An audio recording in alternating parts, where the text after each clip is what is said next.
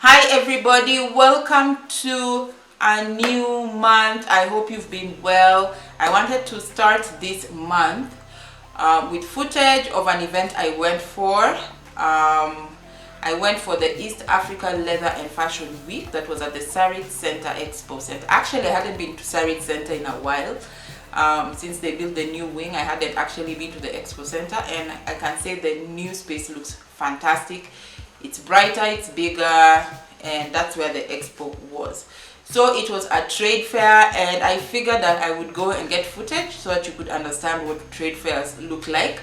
It was a rather small trade fair. They're usually bigger ones, especially the ones that are outside of the country. It's not the first trade fair we've had in Nairobi, but it's the one, I think it's probably the first one I've managed to record, but I've been to another one before, a couple of years ago, before I was doing YouTube.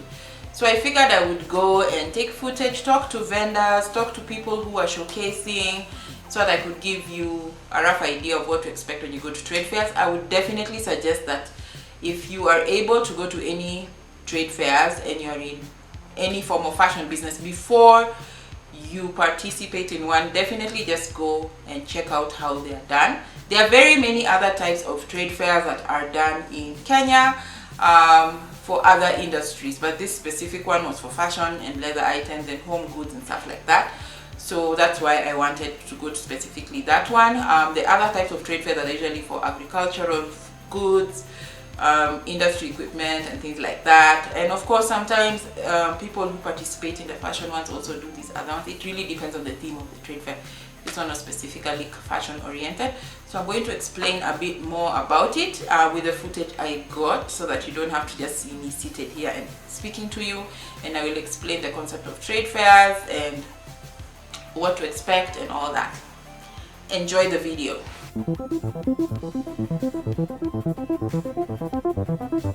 So from the intro, I did describe what a trade show is. Trade shows are organized events where different businesses in similar industries display and demonstrate their products and services. Most of them are business to business, and they're attended by very, very specific businesses in specific markets. Most of them are usually segmented into specific business categories. So this one was specifically a fashion one. It was organized by Trade and Fairs East Africa, which is a consulting firm and has its head office in Germany, and they do have other trade shows in Africa. So they have Africa Sourcing and Fashion Week in Addis Ababa, the one that happened, East Africa Textile and Leather Week. Then they have another one, Africa Sourcing and Fashion Week in Lagos. Then they have Africa Leather Week, and then they have Africa Sourcing and Fashion Week in Abidjan. So next you'll see various posters of the events. The African Sourcing and Fashion Week in Addis Ababa has been there for a while. I think the one they're going to have this year is going to be their third edition, and most of the displays or the setup for trade fairs are as in the picture depicted there. It's usually a lot of booths.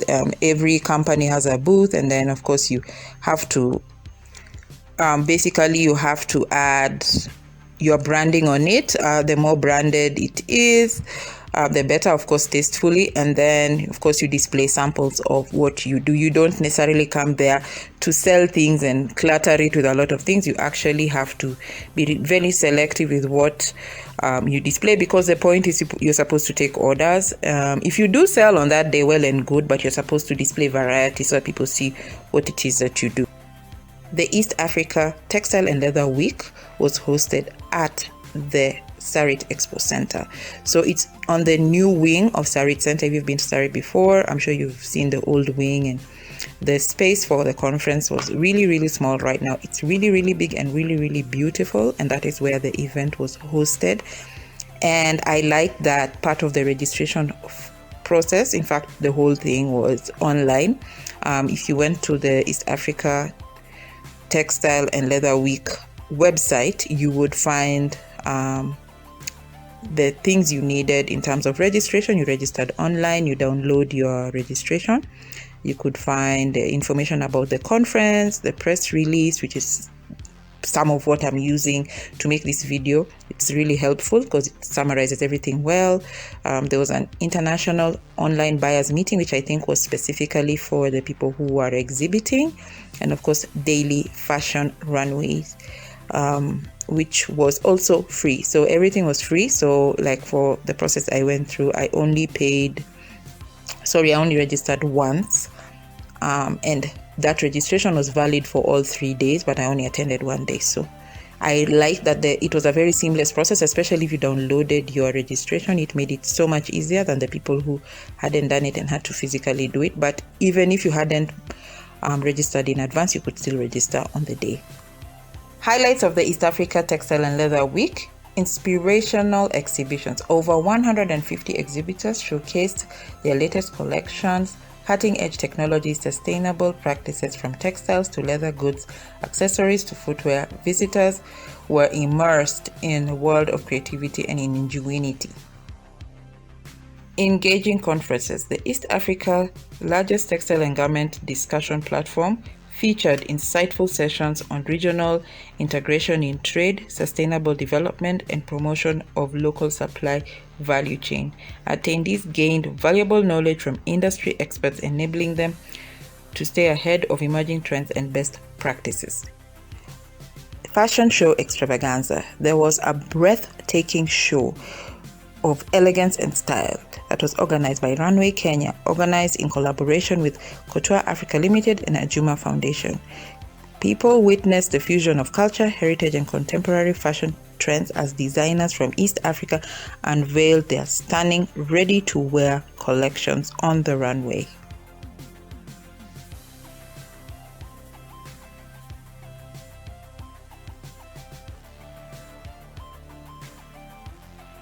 Business matchmaking. There were platforms for trade buyers, wholesalers, and suppliers to connect, forge partnerships, and explore new business opportunities. The dedicated business-to-business sessions and matchmaking events ensured fruitful interactions and facilitated growth within the industry. And lastly, thought leadership. The East Africa Textile and Leather Week was proud to host renowned industry experts, fashion influencers, and government officials who share their insights on the latest market trends, sustainable practices, and strategies for fostering innovation in the fashion and textile sector. I hope you've learned something, and I hope you will plan to participate in future trade fairs. Remember that most trade fairs are business to business,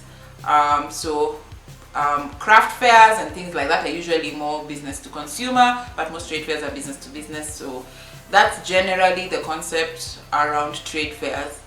So definitely, if you have an opportunity to visit one, you should definitely go. And if you're planning to participate, always plan to participate more than once, because you have to show some kind of consistency to buyers, because they don't want to buy they don't want to give orders to a business that may or may not be there next year. So there's usually some consistency. From what I understand from the international ones, the ones that are done at a larger scale, is that sometimes it takes you to go approximately 3 to 5 times before you actually get orders from buyers, because they just want to see the consistency and they want to see your growth, and if you are also consistent even with your products, whatever it is you're trying to sell.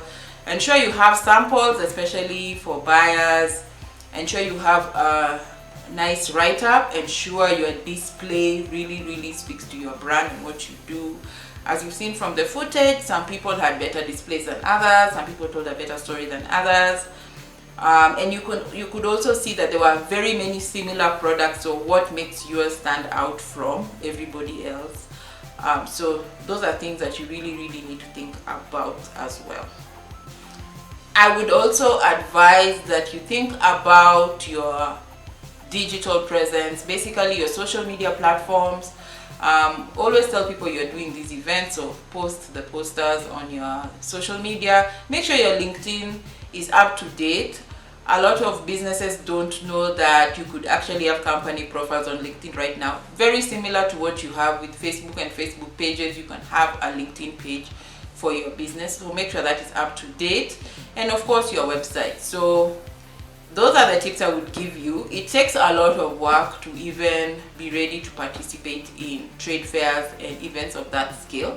Another thing to think about is a lot of the trade fairs now, especially after COVID, is that they are both digital and physical. So you might find that even if you don't find a lot of buyers physically coming to your stand, they could have been invited to a digital platform, because if you go to the website of the specific trade fair I went for, the registration and all that, like, they're very specific. They even have profiles of the people who showcased on their website with the contacts and everything like that, and the registration process also